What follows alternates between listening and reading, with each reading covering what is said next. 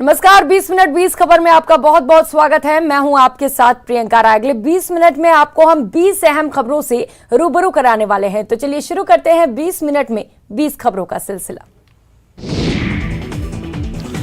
जयपुर में कमिश्नरेट की crime branch की टीम ने शनिवार देर रात एक फार्म हाउस पर रेड डाली। फार्म हाउस पर हाई प्रोफाइल डांस पार्टी के साथ 5 कसिनो चल रहे थे। क्राइम ब्रांच की टीम ने 14 युवतियों सहित 80 लोगों को हिरासत में लिया। 20 से ज्यादा लग्जरी कार जब्त की हैं। लाखों रुपए भी बरामद किए गए हैं। मामला जयसिंहपुरा खोर इलाके के सहीपुरा फार्म हाउस का है। शनिवार की रात करीब 2 बजे टीम ने घेराबंदी कर फार्म हाउस पर रेड डाली।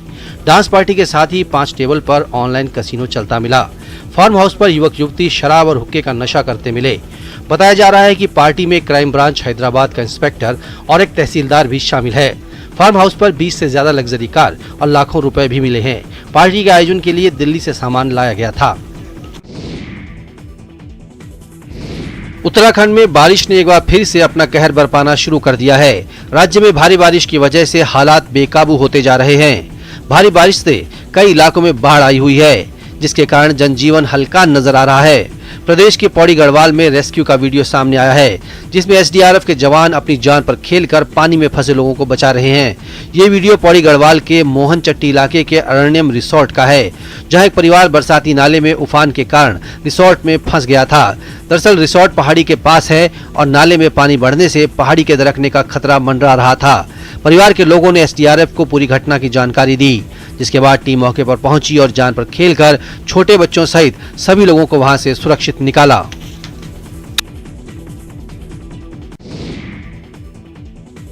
भारतीय तटरक्षक बल ने बंगाल की खाड़ी से 17 और बांग्लादेशी मछुआरों को बचाया है। इससे पहले आईसीजी ने 10 बांग्लादेशी मछुआरों को बचाया था। विपरीत हालात में भारतीय तटरक्षक बल ने इस ऑपरेशन को अंजाम दिया। बांग्लादेशी मछुआरों को बचाने के लिए 3 अलग अलग ऑपरेशन चलाए गए थे।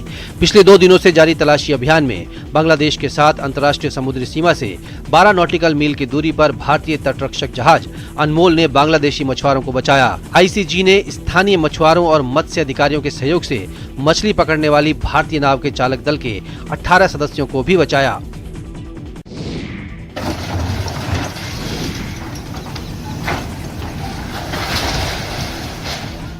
दौसा में सड़क निर्माण कंपनी की दादागिरी सामने आई है। देखिए जरा, उस मकान पर बुलडोजर चला दिया, जिसके लिए मुआवजे का भुगतान तक नहीं किया है। और सुनिए, जिस वक्त घर पर बुलडोजर का वार हो रहा था, घर वाले मिन्नत कर रहे थे घर से सामान बाहर निकालने देने की।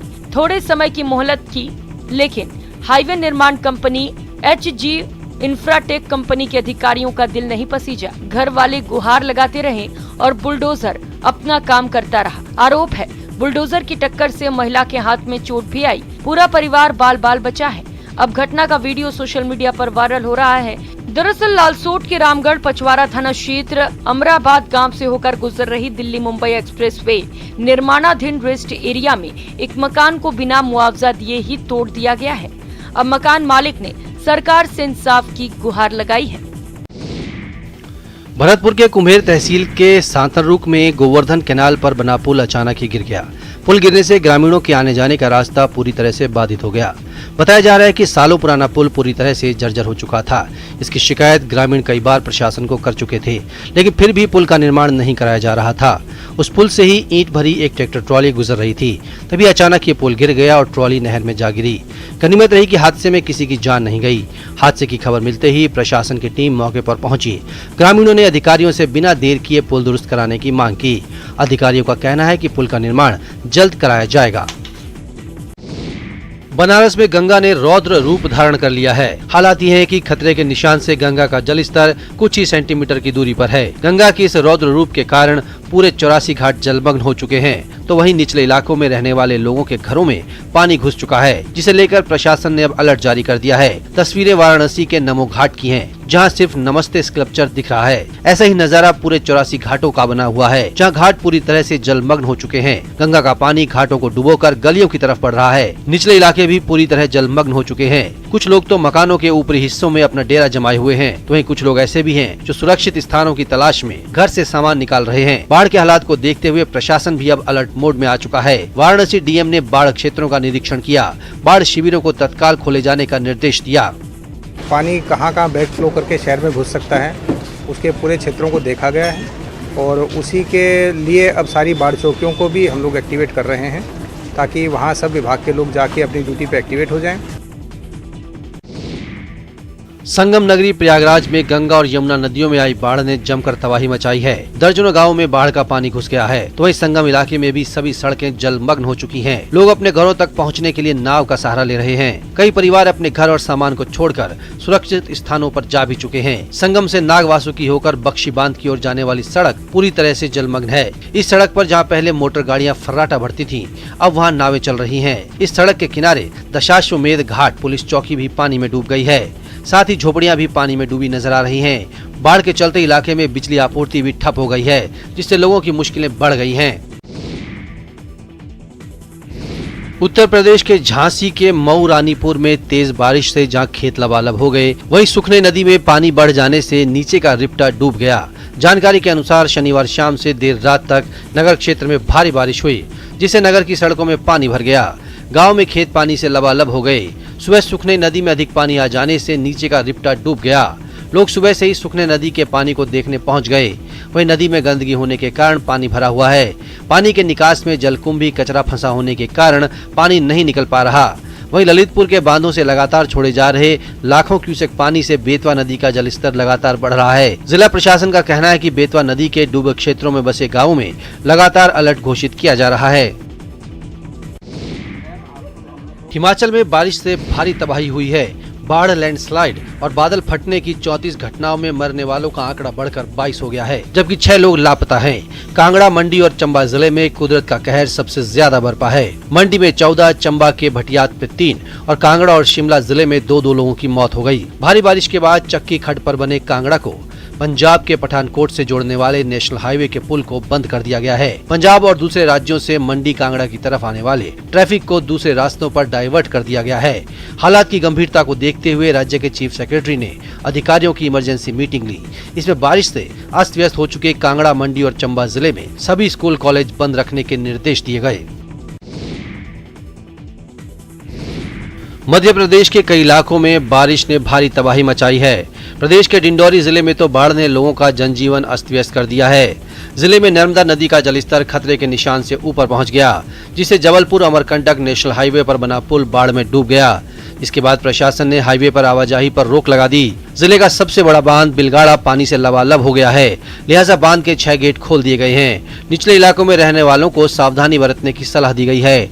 मंडला रोड में खरमेर नदी पर बना पुल भी बाढ़ में डूबा हुआ है, जिसके कारण यहाँ भी आवागमन पूरी तरह से बाधित है। इसके अलावा जिले में करीब सभी नदी नाले उफान पर हैं। इस वजह से कई गाँवों का जिला मुख्यालय से भी संपर्क टूट गया है। 10 दिन पहले जम्मू कश्मीर के राजौरी जिले के परगल में भारतीय सेना की पोस्ट पर हुए आतंकियों हमले में झुंझुनू जिले ने दूसरा जवान खो दिया है। इस हमले में आतंकियों की गोलियों से घायल झुंझुनू के जैतपुर गांव के हवलदार सतपाल सिंह ने रविवार को आखिरी सांस ली। उनका इलाज उधमपुर के अस्पताल में चल रहा था, जहां वे पिछले 10 दिनों से वेंटिलेटर पर थे। हालांकि डॉक्टरों ने उनका ऑपरेशन कर दिया था, जो सफल भी रहा था, लेकिन वो रिकवर नहीं कर पा रहे थे। आखिरकार रविवार को वे शहीद हो गए। उनका अंतिम संस्कार राजकीय सम्मान के साथ उनके पैतृक गांव में किया जाएगा। आपको बता दें कि 3 जुलाई को ही आखिरी बार सतपाल सिंह अपने गांव आए थे। उनकी शहादत की खबर के बाद पूरे गांव में सन्नाटा पसर गया। देवनगरी दौसा में पंच महादेव की ध्वज पद यात्रा का आयोजन किया गया। ये ध्वज पद यात्रा शहर के सोमनाथ महादेव मंदिर से प्रारंभ हुई, जिसमें बड़ी संख्या में श्रद्धालु हाथों में ध्वज लेकर यात्रा में शामिल हुए। इस दौरान ये यात्रा शहर के प्रमुख मार्गों से होकर सबसे पहले सहजनाथ महादेव मंदिर पहुंची। इसके बाद गुप्तेश्वर मंदिर होते हुए बैजनाथ महादेव मंदिर पहुंची और अंत में देवगिरी पर्वत पर स्थित नीलकंठ महादेव मंदिर पर जाकर संपन्न हुई। ध्वज पद यात्रा में शामिल श्रद्धालु बाबा नीलकंठ महादेव मंदिर पर पहुंचे। वहां जलाभिषेक के बाद ध्वजों को लेकर अपने घर पहुंचे और छत पर ध्वज फहराया। आजादी के 75 वर्ष पूर्व होने पर सीमा सुरक्षा बल की तोपखाना रेजिमेंट और जैसलमेर जिला क्रिकेट संघ के बीच 3 मैचों की क्रिकेट प्रतियोगिता का आगाज हुआ। बीएसएफ के साथ क्रिकेट खेलने के लिए स्थानीय युवाओं में काफी उत्साह नजर आया। बीएसएफ तोपखाना रेजिमेंट कमांडेंट एसएस पवार ने बताया कि 15 अगस्त के बाद भी हम आजादी का अमृत महोत्सव मना रहे हैं। सीमावर्ती क्षेत्र के लोगों के साथ जवानों का खेलना आपसी सौहार्द को बढ़ावा देता है। दरअसल विपरीत परिस्थितियों में देश की निगहबानी में मुस्तैद बीएसएफ जवानों को जनता से सीधे जुड़ने का मौका कम ही मिलता है। इसीलिए हम लोगों से जुड़ाव हो, लोग बीएसएफ के कामों के बारे में जाने, साथ ही मनोरंजन भी हो। इसी को ध्यान में रखकर इस प्रतियोगिता का आयोजन किया गया।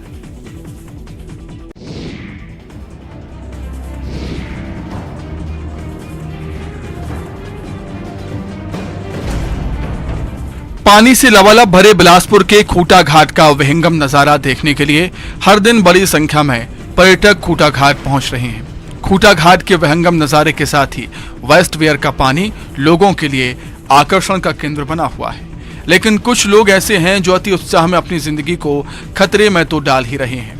विभाग के जिम्मेदार लोगों को भी परेशान करने की तैयारी में है। दरअसल वेस्ट वेयर से हर दिन बड़ी मात्रा में पानी निकाला जा रहा है, जिसका खूबसूरत नजारा लोगों को अपनी ओर आकर्षित कर रहा है।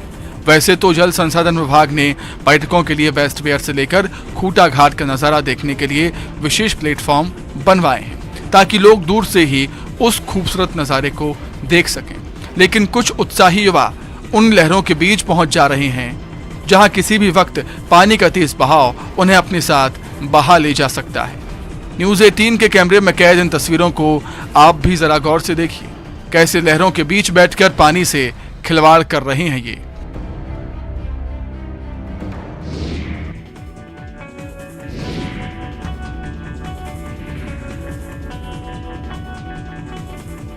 प्रसिद्ध हास्य कलाकार राजू श्रीवास्तव लंबे समय से गंभीर बीमारी से जूझ रहे हैं। उनका दिल्ली के एम्स अस्पताल में इलाज चल रहा है। दूसरी तरफ राजू श्रीवास्तव जल्द से जल्द स्वस्थ हों, इसके लिए पूजा अर्चना भी की जा रही है। उज्जैन के महाकाल मंदिर में राजू श्रीवास्तव के लिए विशेष पूजा की गई और उनके जल्द ठीक होने की कामना की गई। मंदिर में राजू श्रीवास्तव की तस्वीर रखकर बाबा महाकाल और भगवान गणेश का विशेष पूजन और अभिषेक किया गया। मंदिर में राजू श्रीवास्तव के चाहने वाले और साथी कलाकार पूजन करवा रहे हैं और महामृत्युंजय का जाप भी करवा रहे हैं।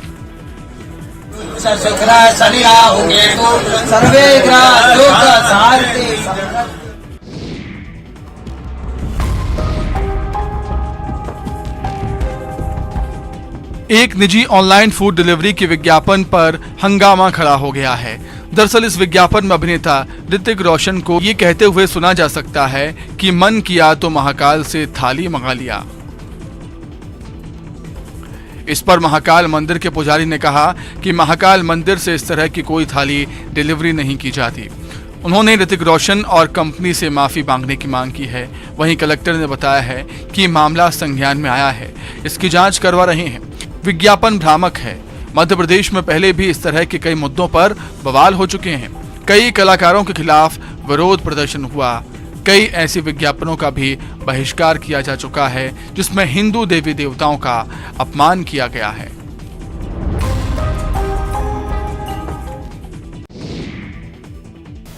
श्री कृष्ण जन्माष्टमी के बाद अब प्रदेश में नंदोत्सव की धूम है। प्रदेश के कई जगहों पर नंदोत्सव पर शोभा यात्रा का आयोजन किया गया। जयपुर के प्रसिद्ध गोविंद देव जी मंदिर में पूरे उत्साह और उमंग के साथ नंदोत्सव मनाया गया। नंदोत्सव पर ठाकुर जी को पीले रंग की पोशाक धारण कराई गई।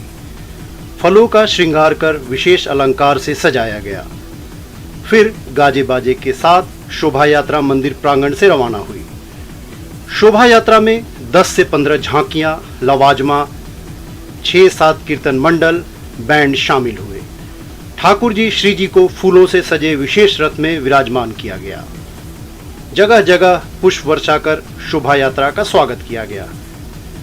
शोभा यात्रा में बड़ी संख्या में श्रद्धालु शामिल हुए। सीएम गहलोत सहित कई गणमान्य लोग भी इस शोभा यात्रा में शामिल हुए। गणेश चतुर्थी को लेकर पूरे देश में उत्साह परवान चढ़ने लगा है। 2 साल की कोरोना पाबंदियों के बाद इस साल गणेश उत्सव को लेकर खासा उत्साह है। तेलंगाना की राजधानी हैदराबाद के खैरताबाद में तो गणेश उत्सव बेहद ही खास होता है। यहाँ देश की सबसे ऊंची गणेश प्रतिमा स्थापित होती है। इस बार भी यहाँ गणेश उत्सव की तैयारियां जोरों पर हैं। इस बार प्रतिमा की तैयारी पर 1 करोड़ रुपए से अधिक खर्च किए जाएंगे। सबसे दिलचस्प बात यह है कि इस साल समिति ने प्लास्टर ऑफ पेरिस की जगह पर्यावरण के अनुकूल मिट्टी की गणेश मूर्ति स्थापित करने का फैसला किया है। चेन्नई से आए कलाकार यहाँ मिट्टी की गणेश प्रतिमा बनाने में जुटे हुए हैं। समिति के मुताबिक 1954 में खैरताबाद में पहली बार गणेश उत्सव मनाया गया था, जिसके बाद हर साल प्रतिमा की ऊंचाई 1 फीट बढ़ा दी जाती है। 68 साल में पहली बार मिट्टी की मूर्ति बनाई जा रही है। इस साल करीब 150 कलाकार इस मूर्ति पर काम कर रहे हैं। मूर्ति को पूरा करने में 80 दिन लगते हैं और 1 जून से काम चल रहा है। 20 मिनट 20 खबर में फिलहाल इतना ही। नमस्कार।